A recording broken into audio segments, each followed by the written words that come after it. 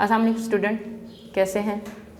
جیسا کہ آپ کو پتہ ہے کہ ہم سورۃ انفال جو ہے اس کی آیات 45 تا 47 جو ہے ہم نے پچھلے لیکچر میں کی تھی۔ تو آج جو ہم اپنا لیسن شروع کرنے جا رہے ہیں وہ ہے سورۃ انفال آیت نمبر 48۔ پہلے ہم اس کا ترجمہ کریں گے اور پھر اس کی تشریح کریں گے، یعنی کہ وضاحت کریں گے۔ چلے آئیں پھر پہلے اس کا لفظی ترجمہ کرتے ہیں۔ آیت نمبر 48۔ وائز اور جب زینہ آراستہ کر دیا، یعنی کہ مزین کر دیا، لاہم ان کے لیے، شیطان امالہم ان کے کام، ان کے اعمال، وا اور کالا کہا، لا نہیں، غالبہ کوئی غالب یعنی کہ غلبہ رکھنے والا، لکم تمہارے لیے، الیوم آج، من الناسی لوگوں سے، وانی اور بے شک میں، جار لکم تمہارا رفیق، فلما پھر جب، طاعتی آمنے سامنے ہوئے، فیاتینی دونوں لشکر، ناکسا الٹا پھر گیا، اعلیٰ پر، عاقبیہ ایڑیاں پاؤں، وکالا اور کہا، انی بے شک میں، بریئم جدا لا تعلق، منکم تم سے، انی بے شک میں، ارا دیکھتا ہوں،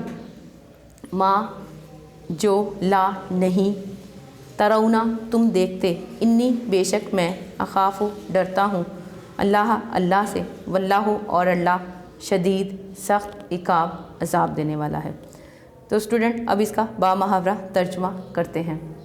اور جب شیطان نے ان کے اعمال ان کو آراستہ کر کے دکھائے، یعنی کہ مزین کر کے دکھائے، اچھے کر کے دکھائے، اور کہا کہ آج کے دن لوگوں میں سے کوئی تم پر غالب نہ ہوگا، اور میں تمہارا رفیق ہوں، یعنی کہ دوست ہوں، تمہارا ساتھی ہوں۔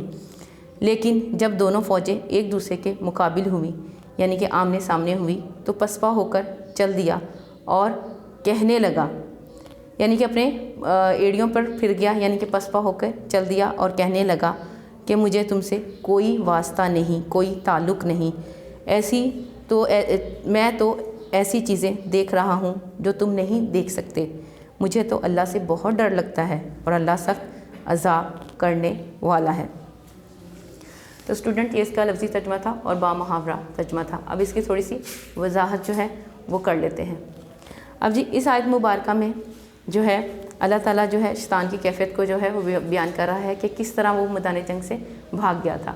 ہوا یہ تھا کہ جب کفار جو ہیں بڑے اپنے لشکر کو انہوں نے بڑے اچھے طریقے سے تیار کر لیا، ہر چیز ان کی جو ہے پوری ہو گئی، تو ان لوگوں کو یہ خدشہ پیدا ہو گیا، یہ خوفزاری ہو گیا کہ اب جو جس جگہ وہ رہتے تھے اس کے ارد گرد جو قبائل تھے ان کے ساتھ ان کی دشمنی چل رہی تھی۔ تو اب ان کو یہ خیال پیدا ہوا کہ اگر ہم جنگ کرنے چلے گئے مسلمانوں سے تو پیچھے ہمارے گھر جو ہیں، ہمارے بچے جو ہیں وہ بے یارو مددگار ہوں گے، اور جو ہے ایسا نہ ہو کہ وہ اس پہ حملہ کر دیں اور ہمارے بچوں کو، ہماری املاک کو جو ہے وہ نقصان پہنچائے۔ تو وہ ان کے جو قریبی تھا قبیلہ جو تھا وہ کنانا تھا، تو انہیں اس سے زیادہ جو ہے وہ خوف آیا کہ وہ کہیں جو ہے نا آ کے جو ہے نا تباہی بربادی جو ہے وہ نہ کر دیں۔ تو اس پر جو ہے جب انہوں نے جانے کا پروگرام بنایا، لشکر کو لے کے جانے کا پروگرام بنایا، تو انہوں نے ایک اجتماع کیا۔ تو اب جو ہے سراقہ بن مالک جو بعد میں مسلمان ہو گئے تھے، وہ اس اجتماع میں شامل ہوئے۔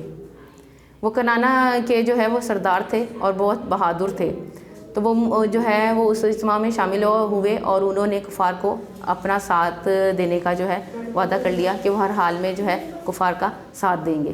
تو اب اس پہ کفار جو ہیں وہ بہت زیادہ خوش ہو گئے اور جو ہے چلتے ہوئے جو میدان جنگ میں پہنچ گئے۔ لیکن دراصل وہ سراقہ جو تھا وہ کون تھا؟ وہ شیطان تھا۔ سراقہ بن مالک کی شکل میں جو ہے شیطان جو ہے وہ لشکر میں داخل ہو چکا تھا۔ جب میدانی جنگ میں پہنچتے ہیں اور لڑائی شروع ہو جاتی ہے، اور اب جو ہے اللہ تعالیٰ جو ہے وہ مسلمانوں پہ انعام اکرامات بھی کر رہا ہے، اور اس کے ساتھ ساتھ جو سب سے بڑا جو ہے اللہ تعالیٰ نے انعام فرمایا وہ یہ تھا کہ فرشتوں سے مسلمانوں کی مدد فرمائی۔ میدان جنگ میں پہنچ گئے، لڑائی شروع ہو گئی۔ اب جو سراقہ جو تھا اس نے جب دیکھا کہ مسلمان جو ہیں وہ تعداد میں کم ہیں، تو وہ بہت خوش ہوا کہ ہم جلدی جو ہے وہ مسلمانوں کا خاتمہ کر ڈالیں گے۔ لیکن جب اس نے آسمان سے فرشتے اترتے ہوئے دیکھے تو وہ خوف زدہ ہو گیا۔ اب سننے میں یہ بھی آیا ہے کہ وہ ایک شخص کا ہاتھ پکڑ کے کھڑا ہوا تھا، تو جب اس نے دیکھا فرشتوں کو قطار در قطار میدان جنگ میں اترتے ہوئے دیکھا تو وہاں سے بھاگ کھڑا ہوا، ایڑیوں کے بل پھر گیا، یعنی کہ پسپا ہو گیا، اور اس کو اپنی شکست جو ہے ہوتی ہوئی نظر آئی۔ اس کو اب جو ہے وہ پکا یقین ہو چکا تھا کہ جب اللہ تعالیٰ نے فرشتوں کی مدد بھیج دی ہے تو اب کسی صورت بھی جو ہے کفار جو ہے وہ کامیاب نہیں ہو سکتے، اب شکست جو ہے وہ ہمارے مقدر بن جائے گی۔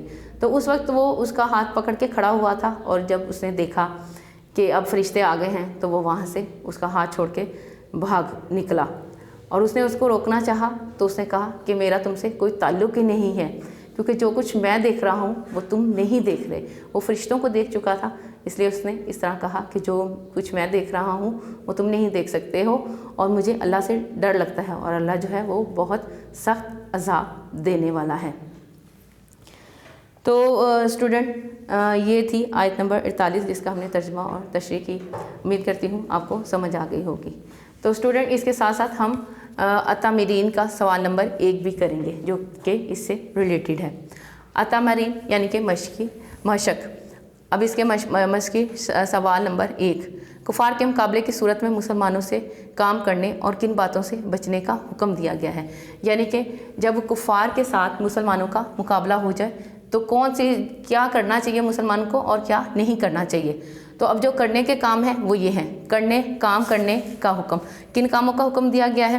نمبر 1، ثابت قدم رہنا، یعنی کہ کوئی بھی حالات پیدا ہو جائیں، کس طرح کے بھی ہیں، لڑائی جھگڑا ہو رہا ہو، مسلمان جو ہیں کم تعداد میں بھی ہوں، کوئی بھی صورتحال ہو، کیا کرنا ہے؟ مسلمانوں کو ثابت قدم رہنا ہے، اپنے قدم جو ہے میدان جنگ میں جمائے رکھنے ہیں، ہمت و استقامت کا مظاہرہ کرنا ہے۔ نمبر 2، کثرت سے اللہ کا ذکر کرنا۔ اب یہ جو ہے میدان جنگ میں جو ہے اپنے قدم جمائے رکھنے کے ساتھ ساتھ ایک کام اور بھی کرنا ہے کہ کثرت سے اللہ تعالیٰ کو جو ہے وہ یاد کرنا ہے، اللہ تعالیٰ کا بہت زیادہ ذکر کرنا ہے، کیونکہ مسلمان ہونے کے ناطے یہ ہم سب پہ فرض ہے کہ ہم اللہ تعالیٰ کا عام روٹین میں بھی اللہ تعالیٰ کا جو ہے وہ ذکر جو ہے بہت زیادہ کثرت سے کریں۔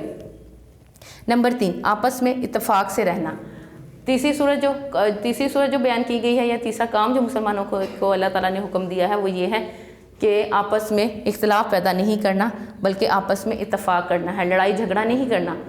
جب ہم لڑتے ہیں جھگڑتے ہیں تو کیا ہوتا ہے؟ ہمیں بزدلی پیدا ہو جاتی ہے، ہمیں کمزوری پیدا ہو جاتی ہے، لیکن جب ہمیں اتفاق ہوتا ہے تو ہماری طاقت جو ہے وہ دگنی چگنی ہو جاتی ہے۔ نمبر 4، صبر کرنا ہے، حالات کس طرح کے بھی ہوں، کوئی بھی مشکل آ گیا ہو، کوئی بھی مصیبت آ جائے، ہر حال میں جو ہے اللہ پہ بھروسہ کرتے ہوئے صبر کرتے ہیں۔ صبر کرنا ہے کیونکہ اللہ تعالیٰ جو ہے وہ صبر کرنے والوں کے ساتھ ہے، اللہ تعالیٰ ان لوگوں کی مدد فرماتا ہے جو کہ صبر کرتے ہیں۔ نمبر 5، رسول صلی اللہ علیہ وسلم کی اطاعت کرنا۔ کوئی بھی حالات پیدا ہو رہے ہیں، چاہے دشمن جو ہے آپ پہ غالب آ گیا ہو، آپ کو جو ہے ہر طرح سے مشکل کا سامنا کرنا پڑا ہو، ہر صورت میں اللہ کے رسول کی اطاعت کرنی ہے۔ اور جب ہم اللہ کے رسول کی اطاعت کرتے ہیں تو اس کا مطلب یہ ہوتا ہے کہ ہم اللہ کی اطاعت کر رہے ہیں، اللہ کے حکم مان رہے ہیں۔ تو حضور صلی اللہ علیہ وسلم کی اطاعت اللہ کے حکم کے برابر ہے، اللہ کی اطاعت کے برابر ہے۔ تو اس لیے جو ہے میدان جنگ میں یا کفار سے مقابلے کی صورت میں مسلمانوں کو یہ بھی فرمایا گیا کہ کچھ بھی ہو جائے آپ نے حضور صلی اللہ علیہ وسلم کی اطاعت کرنی ہے، جو وہ حکم دیں اس پہ چلنا ہے، اس کی جو ہے نافرمانی نہیں کرنی۔ اب بچنے کے کام، یعنی کہ کفار سے مقابلے کی صورت میں ہمیں جو ہے کن چیزوں سے بچنا چاہیے؟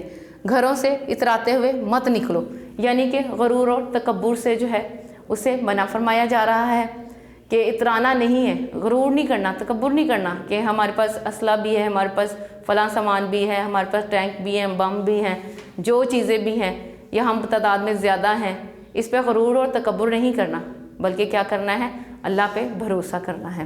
اس کے بعد ہے نمبر 2، دکھاوے کے لیے جہاد مت کرو، یعنی کہ رعایا کاری نہیں کرنی، لوگوں کو نہیں دکھانا کہ ہم مسلمان ہیں اور ہم اپنا غلبہ قائم کرنے کے لیے، لوگوں کو دکھانے کے لیے، اپنی طاقت لوگوں کو دکھانے کے لیے جہاد شروع کر دیں، لوگوں سے جا کے لڑیں یا کفار سے جا کے لڑیں۔ تو ایسا جو ہے وہ کسی بھی صورت نہیں کرنا چاہیے بلکہ اس سے منع رہنا چاہیے اور ہر حال میں جو ہے اللہ تعالیٰ کے حکم کی پیروی کرنی چاہیے۔ تو اسٹوڈنٹ یہ آپ کا آج کا لیسن تھا، امید ہے آپ کو سمجھ آ گیا ہوگا۔ تو اگر آپ کو نہیں سمجھ آئے تو آپ مجھ سے واٹس ایپ پہ پوچھ سکتے ہیں، اور اس کے جو میننگز آپ نے کاپیز پہ لکھنے ہیں اور اس کو اچھی طرح یاد کرنا ہے۔ اللہ حافظ۔